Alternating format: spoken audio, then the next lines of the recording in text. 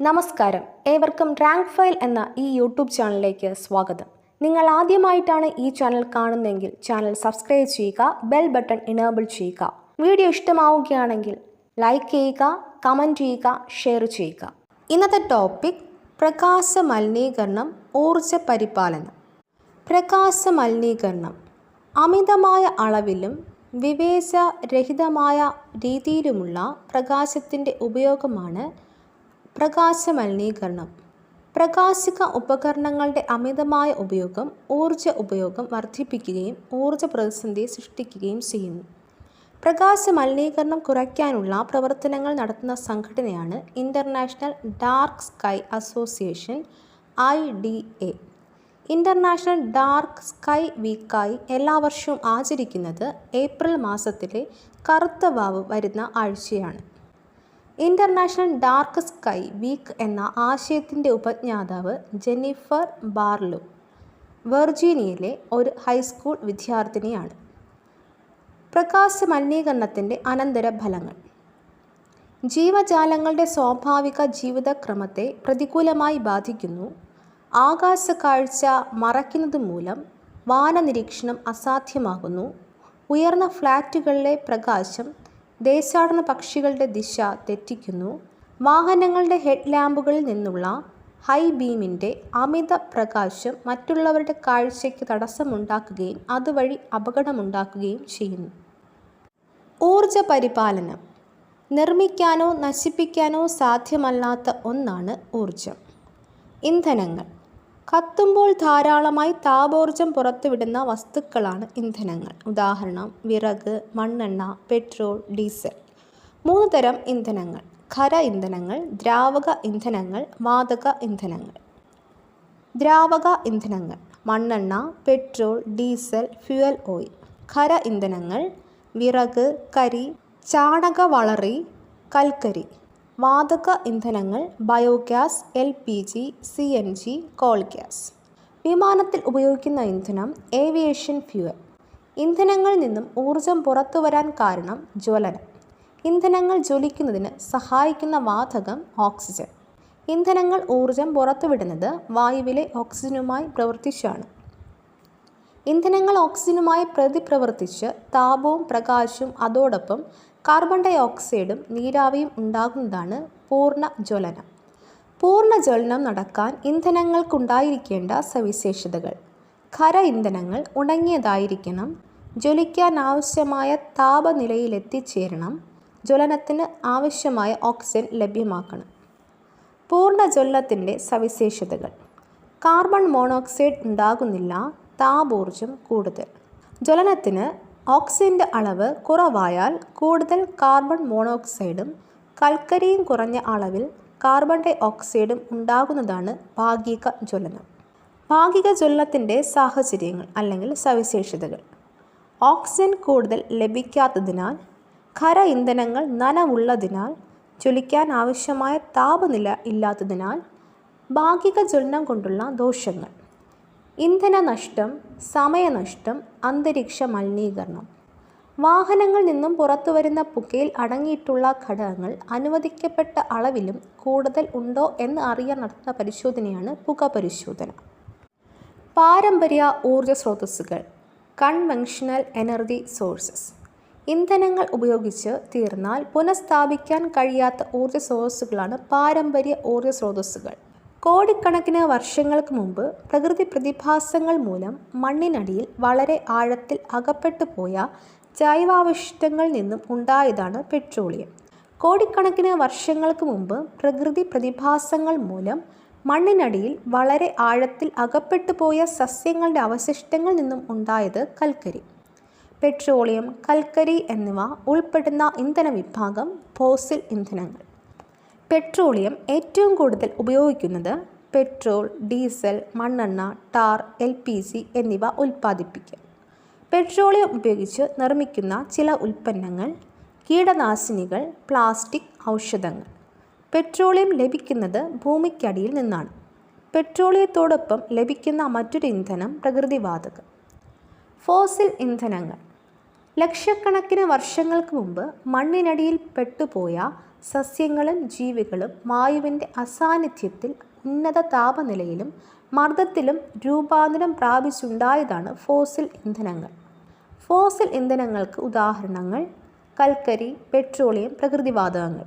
Fossil ഇന്ധനങ്ങൾ ഉപയോഗിച്ച് തീരുന്നതിനനുസരിച്ച് പുനരുൽപ്പാദിപ്പിക്കപ്പെടാത്തതിനാൽ ഇവ പുനഃസ്ഥാപിക്കാൻ കഴിയാത്ത ഊർജ്ജ സ്രോതസ്സുകളാണ്.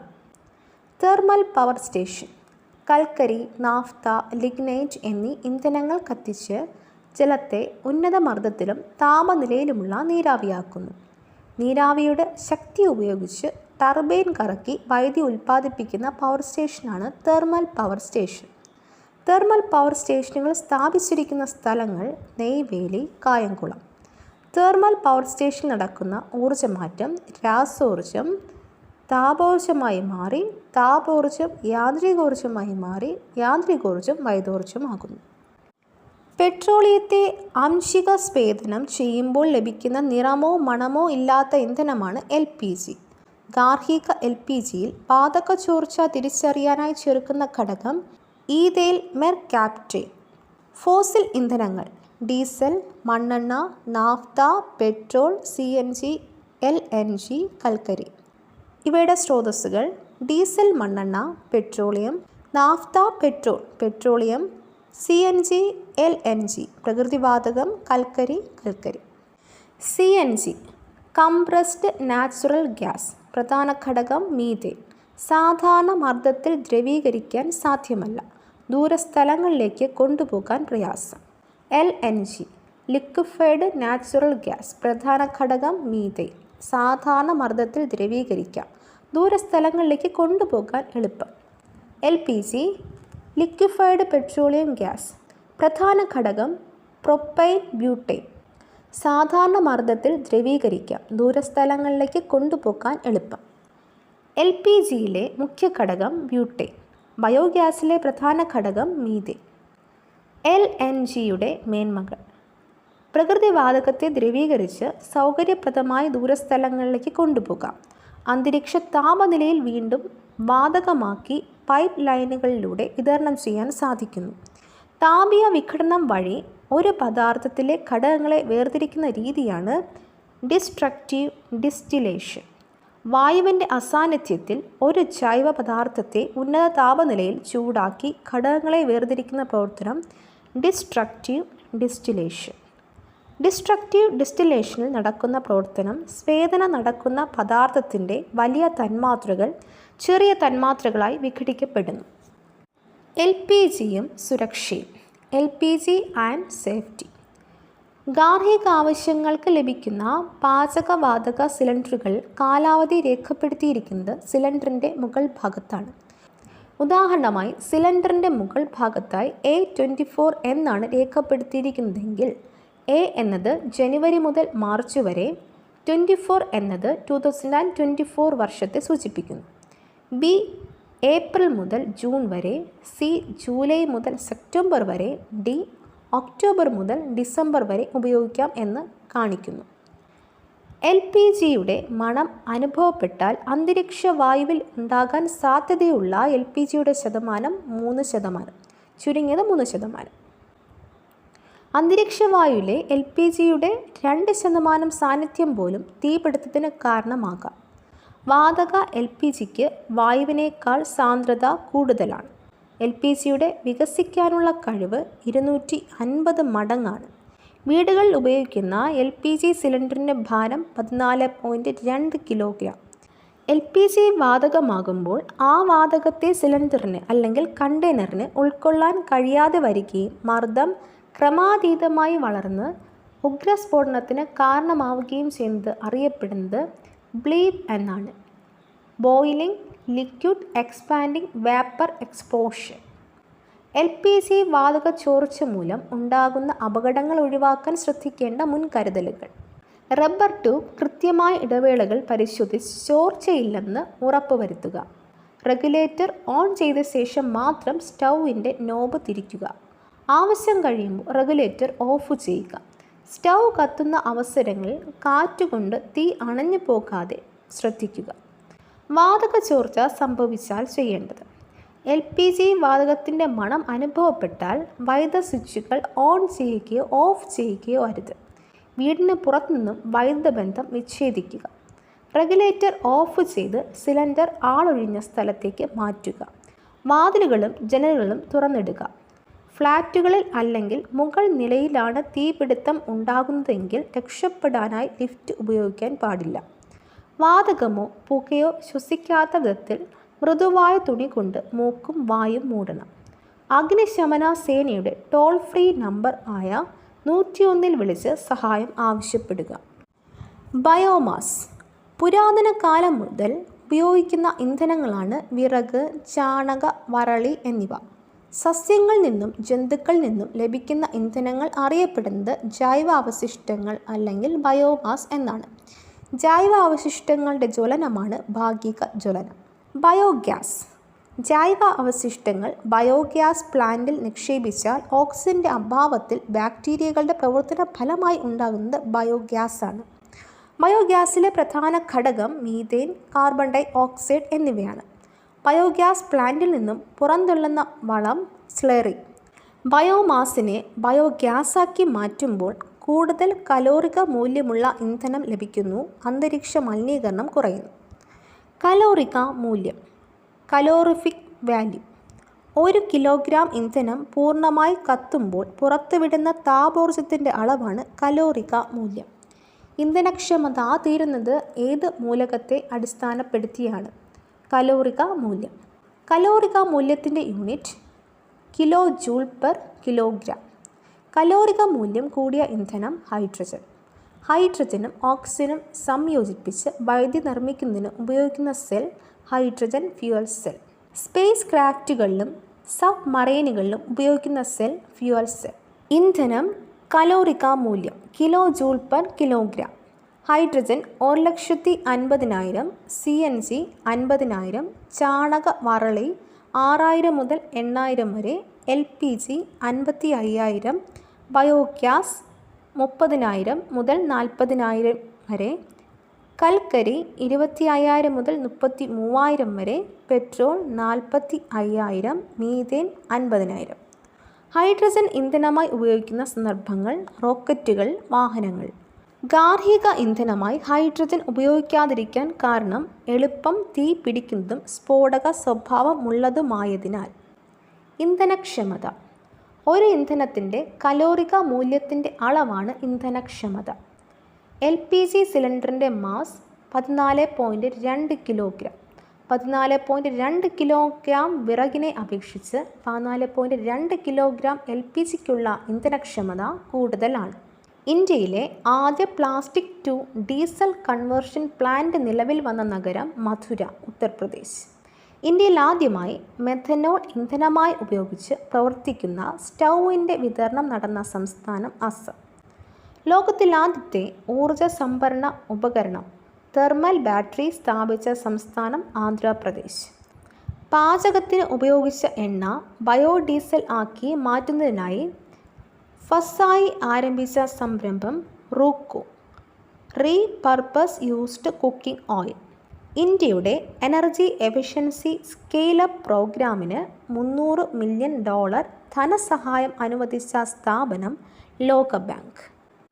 ഒരു നല്ല ഇന്ധനത്തിനുണ്ടായിരിക്കേണ്ട ഗുണങ്ങൾ: എളുപ്പം ലഭ്യമാകണം, ചെലവ് കുറവായിരിക്കണം, ഉയർന്ന കലോറിക മൂല്യമുണ്ടായിരിക്കണം, കത്തുമ്പോൾ അന്തരീക്ഷ മലിനീകരണം കുറവായിരിക്കണം, സംഭരിച്ചു വയ്ക്കാൻ പര്യാപ്തമായതായിരിക്കണം, ദ്രവ ഇന്ധനങ്ങൾ സാധാരണ താപനിലയിൽ എളുപ്പം ബാഷ്പീകരിക്കരുത്, ജ്വലന താപനില കുറഞ്ഞതായിരിക്കണം, ഒരു സ്ഥലത്തു നിന്നും മറ്റൊരു സ്ഥലത്തേക്ക് കൊണ്ടുപോകാൻ കഴിയുന്നതായിരിക്കണം.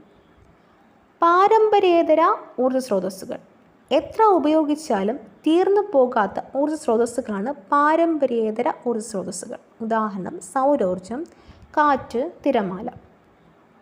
സൗരോർജം, സോളാർ എനർജി. സൗരോർജത്തെ വൈദ്യോർജമാക്കി മാറ്റുന്ന സംവിധാനം സോളാർ സെൽ. സോളാർ സെല്ലുകളുടെ നിരകളാണ് സൗരോർജ പാനലുകൾ. സിലിക്കൺ കൊണ്ട് നിർമ്മിച്ച ദീർഘചതുരാകൃതിയിലുള്ള പാളികൾ ആണ് സൗരോർജ പാനലുകൾ. സൗരോർജത്തിൻ്റെ മേന്മകൾ: എത്ര ഉപയോഗിച്ചാലും തീർന്നു പോകുന്നില്ല, മലിനീകരണം ഉണ്ടാകുന്നില്ല. സൗരോർജം ഉപയോഗിച്ച് പ്രവർത്തിക്കുന്ന ചില ഉപകരണങ്ങൾ: വിളക്കുകൾ, കുക്കറുകൾ, വാട്ടർ ഹീറ്ററുകൾ, കാൽക്കുലേറ്ററുകൾ. കാറ്റിൽ നിന്നുള്ള ഊർജോൽപാദനം നടക്കുന്നത് വലിയ കാറ്റാടി യന്ത്രങ്ങൾ ചലിപ്പിച്ചാണ്. കാറ്റിൻ്റെ ശക്തി കൊണ്ട് കാറ്റാടി കറങ്ങുമ്പോൾ ജനറേറ്റർ പ്രവർത്തിച്ച് വൈദ്യുതി ഉണ്ടാകുന്നു. ഫിലമെൻ്റ് ബൾബ് പ്രവർത്തിക്കുന്നതിനേക്കാൾ കുറച്ച് വൈദ്യുതി ഉപയോഗിച്ച് പ്രവർത്തിച്ച് അതേ വെളിച്ചം തരുന്ന ബൾബുകളാണ് CFL, LED എന്നിവ. ഊർജം സംരക്ഷിക്കുന്നത് ഊർജം ഉൽപ്പാദിപ്പിക്കുന്നതിന് തുല്യമാണ്. ദേശീയ ഊർജ സംരക്ഷണ ദിനം ഡിസംബർ 14. സൗരോർജത്തിൽ നിന്നും വൈദ്യോർജം. Electricity from solar energy. Solar cell ഒരു PN സന്ധി ഡയോഡാണ്. സോളാർ സെല്ലിൻ്റെ N ഭാഗം നിർമ്മിക്കാൻ ഉപയോഗിച്ചിരിക്കുന്നത് സിലിക്കൺ ആണ്. സോളാർ സെല്ലിൻ്റെ N ഭാഗത്ത് സൂര്യപ്രകാശം പതിക്കുമ്പോൾ P ഭാഗത്തുണ്ടാകുന്ന നേരിയ ഇലക്ട്രോൺ പ്രവാഹമാണ് വൈദ്യുത പ്രവാഹത്തിന് കാരണം. ഈ പ്രതിഭാസമാണ് ഫോട്ടോ വോൾട്ടായിക് പ്രഭാവം. ഫോട്ടോ വോൾട്ടായിക് പ്രഭാവത്തിലൂടെ ലഭിക്കുന്ന വൈദ്യുതി ബാറ്ററിയിൽ സംഭരിച്ച് ആവശ്യമായ സന്ദർഭങ്ങളിൽ ഉപയോഗിക്കുന്നു. Solar panel. സോളാർ പാനൽ നിർമ്മിച്ചിരിക്കുന്നത് അനേകം സോളാർ സെല്ലുകൾ യോജിപ്പിച്ചാണ്. സോളാർ പാനലിൻ്റെ ഉപയോഗങ്ങൾ തെരുവ് വിളക്കുകൾ പ്രവർത്തിപ്പിക്കാൻ കൃത്രിമ ഉപഗ്രഹങ്ങളുടെ ആവശ്യങ്ങൾക്ക്. സോളാർ പാനലിൽ നടക്കുന്ന ഊർജ പരിവർത്തനം പ്രകാശോർജം വൈദ്യോർജമായി മാറുന്നു. ആയിരക്കണക്കിന് കിലോവാട്ട് വൈദ്യുതി ഉൽപ്പാദിപ്പിക്കുന്ന സോളാർ വോൾട്ടായിക് പവർ പ്ലാന്റിന് അല്ലെങ്കിൽ SPVക്ക് ഉദാഹരണം നെടുമ്പാശ്ശേരി അന്താരാഷ്ട്ര വിമാനത്താവളത്തിലെ സൗരോർജ പവർ പ്ലാന്റ്. നെടുമ്പാശ്ശേരി വിമാനത്താവളത്തിലെ മുഴുവൻ പ്രവർത്തനങ്ങൾക്കും ഊർജം നൽകുന്നത് സോളാർ പവർ പ്ലാന്റ്. ഹരിത ഊർജം ഉപയോഗപ്പെടുത്തുന്ന പ്രവർത്തനങ്ങൾക്ക് ഐക്യരാഷ്ട്രസഭയുടെ 2018 പരമോന്നത പരിസ്ഥിതി പുരസ്കാരം ലഭിച്ച വിമാനത്താവളം നെടുമ്പാശ്ശേരി അന്താരാഷ്ട്ര വിമാനത്താവളം. സോളാർ പാനലുകളെ മാത്രം ആശ്രയിക്കുന്ന സാഹചര്യങ്ങൾ: ബഹിരാകാശ സ്റ്റേഷനുകളിൽ, സാറ്റലൈറ്റുകളിൽ, വൈദ്യുതി എത്തിക്കാൻ പറ്റാത്ത ഒറ്റപ്പെട്ട സ്ഥലങ്ങൾ. പകൽ സോളാർ പാനലിൽ ഉൽപ്പാദിപ്പിക്കുന്ന അധിക വൈദ്യുതി പവർ ഗ്രിഡിലേക്ക് നൽകിയാൽ ഊർജ പ്രതിസന്ധിക്ക് ഒരു പരിഹാരമാകും. സൗരോർജത്തിൽ നിന്നും താപോർജം. Heat energy from solar energy. Solar cooker. Solar കുക്കറിൻ്റെ പ്രത്യേകതകൾ: ബോക്സിനകത്ത് കറുത്ത പെയിൻറ്റ്, ബോക്സിനകത്ത് ഗ്ലാസ് മൂടി, ബോക്സിന് പുറത്തായി ദർപ്പണം. Solar water heater. സൗരോർജത്തിൽ നിന്നും നേരിട്ട് താപം ഉൽപ്പാദിപ്പിക്കുന്ന ഉപകരണങ്ങളാണ് solar cooker, solar water heater. വീടുകൾ, ഹോട്ടലുകൾ, ആശുപത്രികൾ എന്നിവിടങ്ങളിൽ ഭക്ഷണം പാകം ചെയ്യാനും പാത്രങ്ങൾ കഴുകാനും കുളിക്കാനും ആവശ്യമായ ചൂടുവെള്ളം സോളാർ വാട്ടർ ഹീറ്ററിൽ നിന്നും ലഭിക്കുന്നു. Solar thermal power plant. Solar thermal power പ്ലാന്റിൽ സൂര്യരശ്മികളെ കറുത്ത പെയിൻ്റ് അടിച്ചതും ജലം നിറച്ചതുമായ പൈപ്പുകളിൽ ഫോക്കസ് ചെയ്യാൻ ഉപയോഗിക്കുന്നത് കോൺകേവ് റിഫ്ലക്ടറുകളാണ്. തൽഫലമായി ജലം തിളച്ചു നീരാവിയാകുന്നു. സോളാർ തെർമൽ പവർ പ്ലാന്റിൽ ജനറേറ്റർ പ്രവർത്തിപ്പിക്കുന്നത് ജലം തിളച്ചുണ്ടായ നീരാവി ഉപയോഗിച്ച് സ്റ്റീം ടർബൈൻ തിരിച്ച് ജനറേറ്റർ പ്രവർത്തിപ്പിക്കുന്നു. ഇന്ത്യയിൽ 10ഓളം സോളാർ തെർമൽ പവർ പ്ലാന്റുകൾ പ്രവർത്തിക്കുന്നതിൽ ഏറ്റവും കൂടുതൽ പവർ പ്ലാന്റുള്ള സംസ്ഥാനം രാജസ്ഥാൻ. കാറ്റിൽ നിന്ന് ഊർജം പുനഃസ്ഥാപിക്കാൻ കഴിയുന്നതും പരിസ്ഥിതി സൗഹൃദപരവുമായ ഒരു നല്ല ഊർജ രൂപമാണ് പവനോർജം അല്ലെങ്കിൽ വിൻഡ് എനർജി. കാറ്റിൻ്റെ ശക്തി ഉപയോഗിച്ച് ടർബൈൻ കറക്കി ജനറേറ്റർ പ്രവർത്തിപ്പിച്ച് വൈദ്യുതി ഉൽപ്പാദിപ്പിക്കുന്നു. കാറ്റിൽ നിന്ന് വൈദ്യുതി ഉൽപ്പാദിപ്പിക്കുന്നതിൻ്റെ പരിമിതികൾ: വർഷത്തിൽ കൂടുതൽ സമയവും കാറ്റ് ലഭിക്കുന്ന സ്ഥലത്ത് മാത്രമേ ഇത് സ്ഥാപിക്കാൻ കഴിയൂ. കാറ്റില്ലാത്തപ്പോൾ വൈദ്യുതി ഉപയോഗിക്കാൻ സംഭരണ സംവിധാനം വേണ്ടിവരും. 1 മെഗാവാട്ട് വൈദ്യുതി ഉൽപ്പാദിപ്പിക്കണമെങ്കിൽ ഏകദേശം 2 ഹെക്ടർ സ്ഥലം ആവശ്യമായി വരും. കാറ്റാടി സ്ഥാപിക്കണമെങ്കിൽ ചെലവ് വളരെ കൂടുതലാണ്. കൊടുങ്കാറ്റ്, പേമാരി, ചൂട് എന്നിവ മൂലം കാറ്റാടിക്കുണ്ടാകുന്ന കേടുപാടുകൾ മാറ്റുന്നതിന് ചിലവ് കൂടുതലായി വരും. കാറ്റിൻ്റെ രാജ്യം എന്നറിയപ്പെടുന്ന രാജ്യം ഡെൻമാർക്ക്. ഡെൻമാർക്കിലെ വൈദ്യുതിയുടെ 25%-ലധികവും ഉൽപ്പാദിപ്പിക്കുന്നത് കാറ്റാടിപ്പാടങ്ങളിലാണ്. കാറ്റിൽ നിന്ന് വൈദ്യുതി നിർമ്മിക്കുന്ന കാര്യത്തിൽ ഒന്നാമതുള്ള രാജ്യം ചൈന. കാറ്റിൽ നിന്നും വൈദ്യുതി ഉൽപ്പാദിപ്പിക്കുന്നതിൽ ഇന്ത്യയുടെ സ്ഥാനം 4ാമത്. ഇന്ത്യയിലെ കാറ്റിൻ്റെ സാധ്യതകൾ പ്രയോജനപ്പെടുത്തിയാൽ ഉൽപ്പാദിപ്പിക്കാൻ കഴിയുന്ന വൈദ്യുതി 41,895 മെഗാവാട്ട്. ഇന്ത്യയിൽ ഏറ്റവും കൂടുതൽ കാറ്റിൽ നിന്നും വൈദ്യുതി ഉൽപ്പാദിപ്പിക്കുന്ന സംസ്ഥാനം തമിഴ്നാട്, കന്യാകുമാരി ജില്ല. കന്യാകുമാരി ജില്ലയിൽ ഉൽപ്പാദിപ്പിക്കുന്ന വൈദ്യുതി 380 മെഗാവാട്ട്. കേരളത്തിൽ കാറ്റിൽ നിന്നും വൈദ്യുതി ഉൽപ്പാദിപ്പിക്കുന്ന സ്ഥലങ്ങൾ രാമക്കൽമേട്, കഞ്ചിക്കോട്. കടലിൽ നിന്നും ഊർജം. ഭൂമിയുടെ ഉപരിതലത്തിൽ 2 ഭാഗം ജലമായതിനാൽ സമുദ്രം ഒരു വലിയ ഊർജ സ്രോതസ്സാണ്. സമുദ്രത്തിൽ നിന്നും ഊർജം ലഭ്യമാക്കാൻ സാധിക്കുന്ന പ്രതിഭാസങ്ങൾ തിരമാല, വേലിയേറ്റം, സമുദ്രതാപം. വേലിയേറ്റോർജം, ടൈഡൽ എനർജി. വേലിയേറ്റത്തിന് കാരണം ഭൂമിയും ചന്ദ്രനും തമ്മിലുള്ള ഗുരുത്വാകർഷണം. വേലിയേറ്റം കൊണ്ടുള്ള ഉയർച്ച 1 മിനിറ്റിലും കുറവായതിനാൽ വേലിയേറ്റോർജത്തെ പ്രയോജനപ്പെടുത്താൻ കഴിയാത്ത ഒരു സംസ്ഥാനമാണ് കേരളം. തിരമാലയിൽ നിന്ന് ഊർജം. Energy from waves. തിരമാലകളുടെ ശക്തി ഉപയോഗിച്ച് ടർബൈൻ കറക്കി ജനറേറ്റർ പ്രവർത്തിപ്പിച്ച് വൈദ്യുതി ഉണ്ടാക്കാം. സമുദ്രതാപോർജം, ഓഷ്യൻ തെർമൽ എനർജി. സമുദ്രത്തിൻ്റെ ഉപരിതലം സൂര്യപ്രകാശ രശ്മികളാൽ ഉയർന്ന താപനിലയിലായിരിക്കും. സമുദ്രത്തിൽ വളരെ ആഴത്തിൽ താപനില വളരെ കുറവായിരിക്കും. സമുദ്രത്തിൻ്റെ ഉപരിതലത്തിലും ആഴത്തിലുമുള്ള താപനില വ്യത്യാസം പ്രയോജനപ്പെടുത്തി ഊർജം നിർമ്മിക്കുന്നവയാണ് ഓഷ്യൻ തെർമൽ എനർജി കൺവെൻഷൻ പ്ലാന്റുകൾ, OTEC. സമുദ്രോപരിതലത്തിലെ താപനിലയും 2 കിലോമീറ്റർ താഴെയുള്ള സമുദ്രജലത്തിലെ താപനിലയും തമ്മിലുള്ള വ്യത്യാസം 20 കെൽവിനിൽ കൂടുതലാണ്. ഉപരിതലത്തിലെ ചൂട് എളുപ്പം ബാഷ്പീകരിക്കുന്ന അമോണിയ പോലുള്ള ദ്രാവകത്തെ തിളപ്പിക്കുന്നു. ഈ വാതകം ഉപയോഗിച്ച് ടർബൈൻ കറക്കുന്നു. ബാഷ്പത്തെ വീണ്ടും തണുപ്പിച്ച് ദ്രാവകമാക്കുന്നത് താഴെയുള്ള തണുത്ത ജലം. ഈ പ്രവർത്തനം തുടരുമ്പോൾ തുടർച്ചയായി വൈദ്യുതി ലഭിക്കുന്നു. പുനഃസ്ഥാപിക്കാൻ കഴിയുന്ന ഊർജ്ജ സ്രോതസ്സുകൾ.